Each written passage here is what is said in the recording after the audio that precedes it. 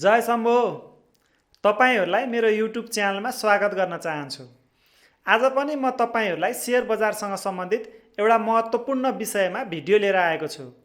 आजको भिडियोमा हामी बुल मार्केट हुँदै गर्दाखेरि त्यसको टप कसरी चिन्ने, त्यो चिन्नको लागि हामीले मार्केटको वातावरणहरू कस्तो हुन्छ र के बुदाहरू हेर्न सकिन्छ भनेर हामी आजको भिडियोमा कुरा गर्नेछौँ। यदि तपाईहरु टेक्निकल चार्टबाट बुल मार्केटको टप कसरी चिन्ने भनेर जान्न चाहनुहुन्छ भने त्यसको लागि तपाईले यो भिडियो हेर्न सक्नुहुन्छ। आजको टपिकमा चाहिँ हामी मार्केटको इन्भाइरोमेन्ट र सेन्टिमेन्टलबाट चाहिँ मार्केटको टप कसरी चिन्ने भन्ने विषयमा कुरा गर्नेछौँ।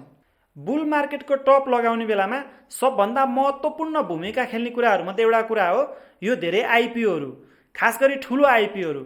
आइपिओले चाहिँ कसरी मार्केटको टप बनाउन मद्दत गर्छ भने मानौ बुल मार्केटमा ज्यादातर धेरै आइपिओहरू नै आइरहेको हुन्छ हैन।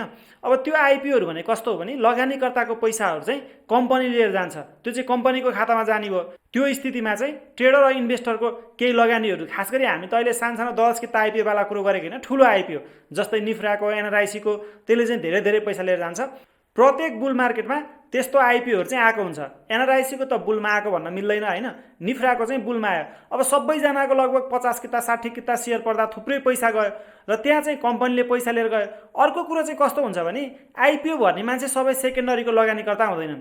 मानौ कतिपय मान्छेले चाहिँ हैन 50 किता आइपिओ भरे, उनीहरूले 100 रुपैयाँमा भरे। अब त्यो आइपिओ चाहिँ उनीहरूले के गरे भने 500 600 मा बेचेर निस्किए, किनभने आइपिओ पर्ने मान्छे त थुप्रोले बेचेर निस्किन्छन्। अब त्यो बेचेर निस्क्यो भने उनीहरूले जो मान्छेले आइपिओ बेचेर निस्के त्यो पैसा चाहिँ सबै आइपिओ पर्ने मान्छे त सेकेन्डरीमा लगानीकर्ता हुँदैनन्। अब प्राइमरी मार्केटको लगानीकर्ताले त्यो पैसा लिएर गयो भने उनीहरूले अर्को घर खर्चमा चलाउँछन्। अब मानौ सेकेन्डरी मार्केटमा जसले सेयर किनेको छ त्यो पैसा त 500 600 मा टपमा किन्यो नि, तपाईहरुले हेर्नुभयो निफ्राको हैन। अब त्यसपछि त्यो पैसा बाहिरियो। अब आइपिओ पर्ने मान्छेले सबैले सेकेन्डरीमा लगानी नगर्ने भएको हुनाले त्यो पैसा चाहिँ मार्केटमा फेरि आउँदैन र त्यसरी मार्केटको लिक्विडिटी चाहिँ यसले लिएर जाने सम्भावना हुन्छ ठुलो आइपिओ। यो चाहिँ मैले नेपालको सिनारीमा मात्र भनेको हैन, भारतमा पनि टपमा चाहिँ यस्तो थुप्रो पेटिएमहरु जस्तो थुप्रो कम्पनीको आइपिओ आएको थियो हैन। अमेरिकातिरको मार्केटमा हेर्नुहुन्छ त्यहाँ चाहिँ अब संस्थागत लगानीकर्ताहरुको पनि ठुलो पैसा आइपिओ आउँदा नेपालमा त अब 100 रुपैयाँ भर्न पाइनेले अझै हामीलाई सजिलो छ, तर विदेशतिर चाहिँ बुक बिल्डिङ मेथड आउने भएको हुनाले यसले चाहिँ ठुलो एमाउन्ट चाहिँ लिएर जान्छ र नेपालमा पनि फ्युचरमा हुन सक्छ। तपाईको यो आइपिओहरू धेरै आउने चाहिँ खास गरी बुल मार्केटमा हुन्छ र त्यो माध्यमबाट चाहिँ थुप्रो पैसा शेयर बजारबाट बाहिरिने गर्छ। त्यसले चाहिँ अभियसली देशको लिक्विडिटीमा हैन, स्टक मार्केटको लिक्विडिटीमा चाहिँ केही न केही प्रभाव परेको हुन्छ। त्यो हिसाबले पनि तपाईहरुले आइपिओ पनि एउटा मार्केटको टपमा, र तपाईले हेर्नु भने अहिले जति सानो आइपिओ आएको छ, यदि ठुलो आइपिओ हो भने बुल मार्केटको टपमा बुल मार्केटकै बेलामा आउँछ। अहिले त तपाईको 10 किता पर्ने वाला आइपिओ आछ हैन, तपाईको अहिले यहाँ ठुलो आइपिओहरू पनि आउँछ, 30 40 किता 50 किता पर्ने वाला, सबैलाई पर्ने वाला। त्यस्तो चाहिँ प्रायः बुल मार्केटमै आइरहेको हुन्छ र त्यो आइपिओ आएपछि एकचोटि त केही समय बढेर गयो, त्यहाँबाट थुप्रो पैसा मार्केटबाट बाहिरिन्छ र घटेर आयो भने आइपिओ आउने समयमा धेरै माथि पुगेको स्टकहरू कति लामो समयसम्म त्यो हाई ब्रेक नगर्ने सम्भावना हुन्छ। त्यो भएर हामीले पहिलो बुदामा चाहिँ मार्केटको टपमा ठुलो आइपिओहरूलाई लियौँ। खास गरी सानो आइपिओ त जहिले पनि आइरहेको हुन्छ, 10 किता पनि पर्दैन, त्यो हेर्नु परेन। ठुलो आइपिओहरू जुन चाहिँ सबैलाई 30 40 किता पर्छ, सबैलाई पर्ने खाले आइपिओहरू चाहिँ त्यो चाहिँ एउटा महत्त्वपूर्ण कुरा हुन्छ जसले मार्केटको लिक्विडिटी लिएर जान्छ र त्यो चाहिँ बुल मार्केटमै आउँछ। प्रायः त्यो आइपिओ चाहिँ तपाईहरुले त्यसमा फोकस गर्न सक्नुहुन्छ। बुल मार्केटको टप चाहिँ दोस्रो महत्त्वपूर्ण कुरा हो, त्यो बेला सबै लगानीकर्ताले के भनेर आउँछन् भने यो पटक चाहिँ केही फरक हुन्छ, दिस टाइम इट्स डिफरेन्ट। त्यो चाहिँ जहिले पनि बुल मार्केटमा मान्छेले भन्ने गर्छन्। म शेयर बजारमा 2010 मा प्रवेश गरेको हो हैन, त्यो बेला त लगभग बेरिसै मार्केट थियो। 2016 को बुल मार्केटमा पनि के भन्थे भने तपाईहरुले सुन्नुभयो भने 15-16 बुलमा यो पाल चाहिँ धेरै लगानीकर्ता आएको छन् हैन, यो पाल चाहिँ अब डिम्याटको सिस्टम आयो, अब यो पाल चाहिँ मार्केट अलि बढ्छ, 4 वर्षमा बेरिस आउँदैन, अथवा यो पाल चाहिँ त्यस्तो हुँदैन, पहिलेको जस्तो ठुलो बेरिस आउँदैन भनेर 2016 मा पनि भनिन्थ्यो। बेरिस आए पनि थोरै घट्छ हैन। तपाईले काउन्ट गर्नु, प्रत्येक 3-4 वर्षमा त धेरै लगानीकर्ता आइ नै हाल्छन्, पपुलेसन बढेको हुन्छन् हैन।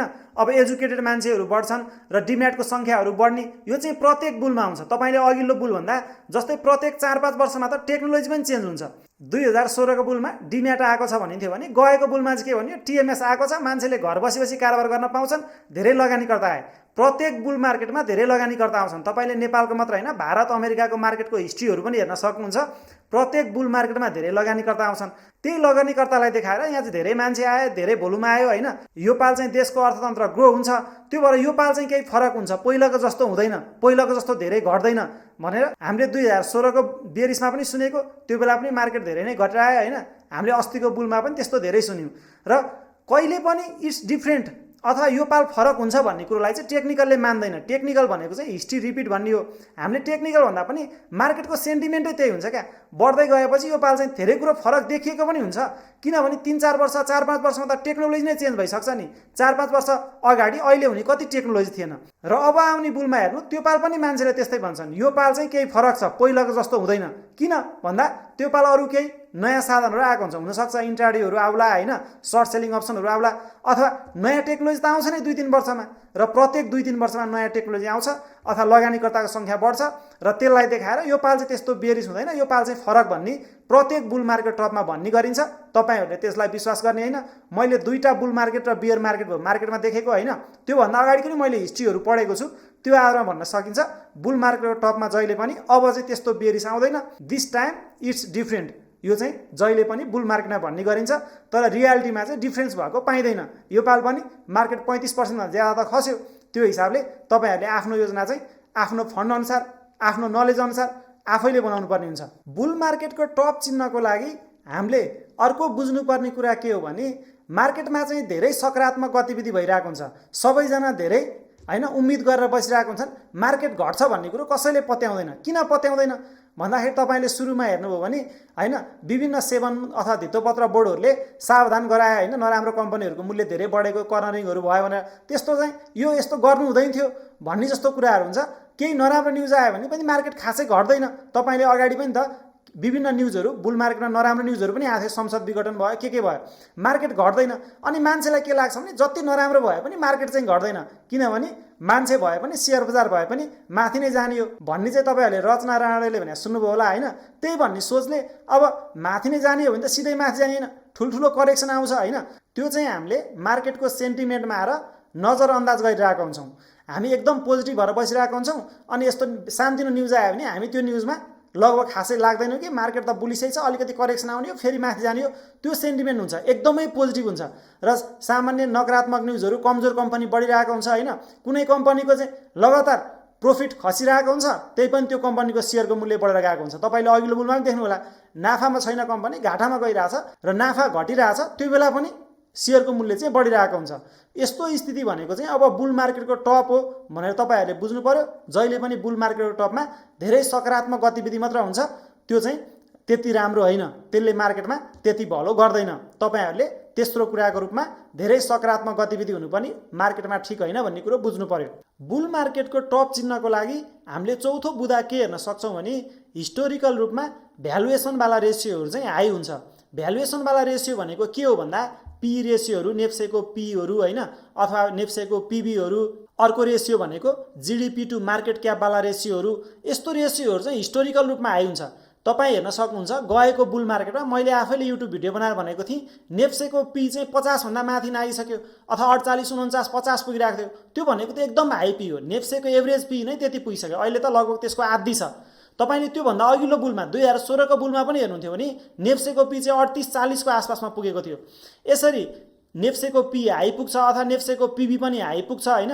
जिडिपी टु मार्केट क्याप चाहिँ त्यो पनि एकदम हाई रेसियोमा पुग्छ, हिस्टोरिकल हाईमा पुग्छ भने तपाईँले यस्तो अरू पनि विभिन्न रेसियो हुनसक्छ होइन।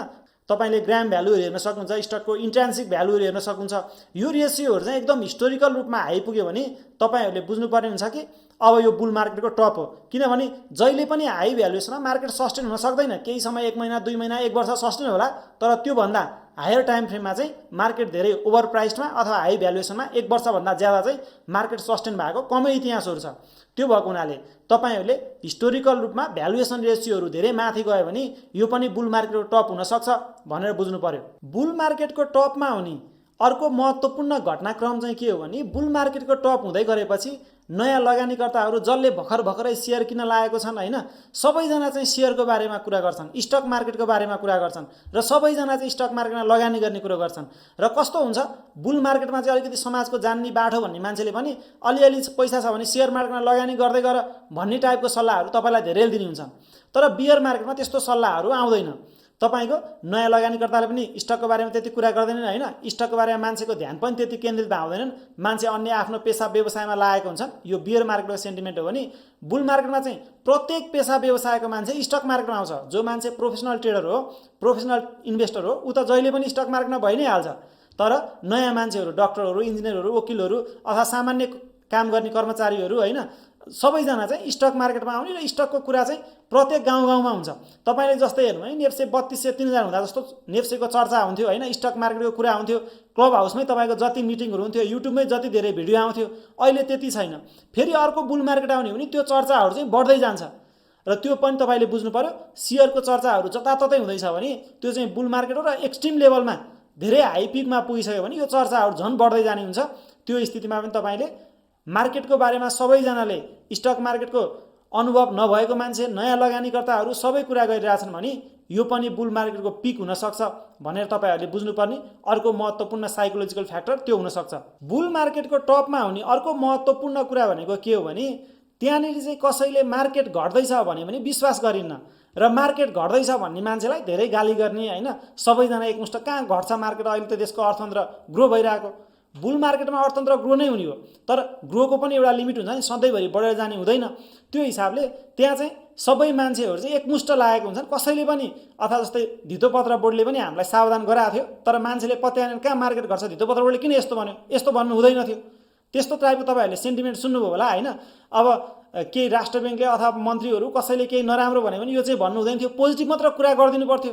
यार सबैजनाले पोजिटिभ मात्र कुरा गरिदिनु भने मार्केट सधैँ बढ्दै जान्छ होला। ल हामी एउटा कल्पना गरौँ, भोलिदेखि तपाईँ कुरा गर्नु, म पनि सधैँ पोजिटिभ कुरा मात्र गर्छु हैन, अर्थमन्त्रीले पनि पोजिटिभ कुरा मात्र गर्यो, अनि धितोपत्र बोर्डले पनि राम्रो कुरा मात्र भन्यो स्टक मार्केटको भन्दै गयो भने पनि मार्केट बढ्ने त लिमिट हुन्छ। कति वर्ष बढ्ला, कति समयसम्म बढ्ला, 3000 4000 6000 10000 कतिसम्म पुग्ने हो। र 10000 मा पुग्दा पनि जहिले पनि पोजिटिभ कुरा मात्र आयो भने पनि मार्केट बढ्दै गर्न चाहिँ पोसिबल थिएन। तपाईलाई जस्तै हामीले भन्छौँ नि बाबुराम भट्टराईले जुवा घर भनेर शेयर बजार घट्यो भनेर, त्यो चाहिँ एउटा कारण बहाना मात्र हो, होइन भने त्यो बेला मार्केट टपमा पुगिसकेको थियो, मार्केट पिकमा पुगिसकेको थियो। घट्नुको मुख्य कारण चाहिँ मार्केट धेरै बढिसकेको भएर हो। अब त्यो बाबुराम भट्टराईले जुवा घर नभनेको भए हैन, अथवा 4/12 को नीति नआएको भए, अथवा तपाईलाई भुइँचालो नआएको भए चाहिँ शेयर बजार सधैँ बढै गर्ने त हुँदैन थियो। कुनै न कुनै टाइममा शेयर बजार खस्छ नै, र हामी चाहिँ के बुझ्छौँ भने त्यो कारणहरूले खस्यो, त्यसको केही रोल होला एक्ज्याक्ट पोइन्टमा, होइन भने पनि ढिलो चाँडो मार्केट खस्नेवाला थियो। त्यो चाहिँ एउटा बहाना बन्यो भने मात्र हुन्छ। तपाईले हामीले भन्छौँ नि फलानो रोग लागेको कारणले मान्छे मर्यो भने यस्तो टाइपको हो, त्यो रोग नलागे भए पनि मान्छे त सधैँ बाँच्ने कुरा होइन, कुनै न कुनै टाइम गइहाल्थ्यो। एउटा मर्ने बाहना भए जस्तै मार्केट घट्ने पनि केही बाहना हुन्छ, कसैलाई दोष देखाउनु पर्या हुन्छ। ज्यादातर लगानीकर्ताहरूको के साइकोलोजी हुन्छ भने मैले गल्ती गरी, मैले गलत टाइममा किने भनेर आफूले एक्सेप्ट गर्न सक्दैनन्, र टेक्निकल एनालाइज गर्नेवालाले गर्दा मलाई घाटा भयो, अथवा क्लब हाउसमा बोल्नेवालाले घाटा भयो, अथवा मिडियाले गर्दा घाटा भयो, राष्ट्र ब्याङ्कको गभर्नरले गर्दा घाटा भयो, अर्थमन्त्रीले गर्दा मलाई घाटा भयो। आफ्नो गल्ती महसुस नगरेर अरूलाई दोष देखाउन सबैलाई सजिलो हुन्छ। तर मुख्य कुरा भनेको के हो भने हामीले गलत टाइममा, मलाई पनि बेयर मार्केटमा केही घाटा भयो, मैले गलत टाइममा इन्भेस्ट गरेको कारणले मलाई घाटा भयो, त्यो चाहिँ हामीले स्वीकार्नुपर्छ। जबसम्म हामी स्वीकार्दैनौँ र यस्तो अरू बाहिरी बहानालाई चाहिँ हामी दोष दिएर बस्छौँ, जहिले पनि मार्केटमा पोजिटिभिटी मात्र भयो भने पनि मार्केट बढ्दैन। र यस्तो नेगेटिभिटी चाहिँ जब मार्केट पिकमा हुन्छ अथवा बटममा हुन्छ ज्यादा आउँछ। त्यो आयो भने पनि हामीले चाहिँ आफ्नो स्टकहरू कति बढेको थियो, तपाईले हेर्नु बुल मार्केटमा कस्तो भएको थियो। अहिले तपाईको 300-400 मा आउने फाइनेन्सहरू 1000 मा पुगेको थियो, त्यो 1000-1200 मा त्यो फाइनेन्सलाई हाल्न अथवा त्यो हाइड्रोहरू कति माथि पुगेको थियो। ब्याङ्कहरू नै हेर्नु न, एकदम माथि ओभर प्राइसमै थियो नि त। कति ब्याङ्कहरू तपाईको जस्तै 500 550 पुगेको ब्याङ्कहरू अहिले त 200-300 मा छ हैन, तर 500 550 हेर्नु त्यसको पी रेसियो वाइज अलिकति हायर साइडमै थियो, 30 भन्दा माथिको पी हुन्थ्यो त्यो बेला। अहिले नै आछ 15 मा। त्यो हिसाबले त्यो बेला चाहिँ जति मूल्य थियो त्यसको जति रिटर्न दिने क्षमता थियो, तपाईको 10% बोनस दिने स्टकलाई 500 हाल्नु त माथि नै हो त्यो बेला ब्याङ्क पनि। हामी तुलनात्मक अरू सेक्टर कम्पेयरमा अन्डर भ्यालु थियो होला, तर त्यो हिसाबले हामीले चाहिँ रिलेटिभ रूपमा कम्पेयर गर्नु पर्यो कि अनि हामीलाई थाहा हुन्छ। होइन भने मार्केटमा सधैँ पोजिटिभिटी मात्र ल्याउँ अनि मार्केट बढेर जान्छ भन्ने चाहिँ होइन। मैले तपाईँहरूलाई आजको भिडियोमा मार्केटको टप चिन्ने 6वटा महत्त्वपूर्ण बुदाहरू पनि, यो चाहिँ खास गरी साइकोलोजिकल बुदाहरू हो होइन। तपाईँहरूले टेक्निकल चार्टबाट मार्केटको टप कसरी चिन्न सकिन्छ र इकोनोमिक्सको साइकलबाट अर्थतन्त्रको साइकलबाट टप र बटम कसरी चिन्न सकिन्छ त्यसको विषयमा मैले अगाडि नै भिडियो बनाइसकेको छु। तपाईँहरू यो भिडियो हेरेर अर्थतन्त्रको आधारहरू र टेक्निकल एनालाइसिसबाट मार्केटको टप र बटम चिन्ने चाहिँ तपाईँहरू त्यो भिडियो हेरेर सिक्न सक्नुहुन्छ। र मैले केही साइकोलोजिकल कुराहरू चाहिँ यो भिडियोमा गरेँ। तपाईँहरूलाई भिडियो उपयोगी लाग्यो भने भिडियोमा लाइक गरिदिनु होला।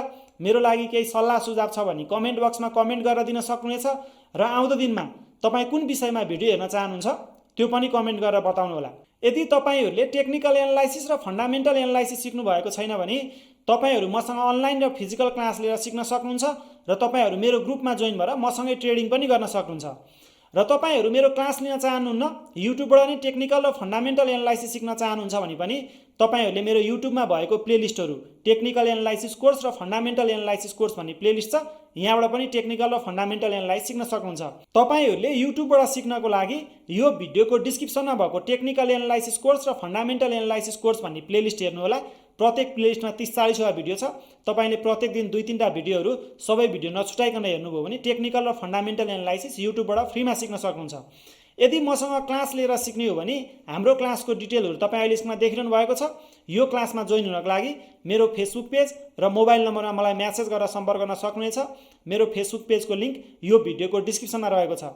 तपाईँहरू मेरो ग्रुपमा जोइन हुन चाहनुहुन्छ भने पनि मलाई कल अथवा म्यासेज गरेर सम्पर्क गर्न सक्नुहुनेछ। म्यासेज मेरो फेसबुक पेजमा गर्नुहोला। आजको भिडियो पुरै हेरिदिनु भएकोमा तपाईँहरूलाई हार्दिक धन्यवाद। आगामी दिनमा फेरि पनि यस्तै भिडियो लिएर आउने नै छु। तबसम्मको लागि तपाईँहरू स्वस्थ मस्त र व्यस्त रहनुहोला। पशुपतिनाथको कृपा बनिरहोस्। जय शम्भु, जय महाकाल, जय पशुपतिनाथ।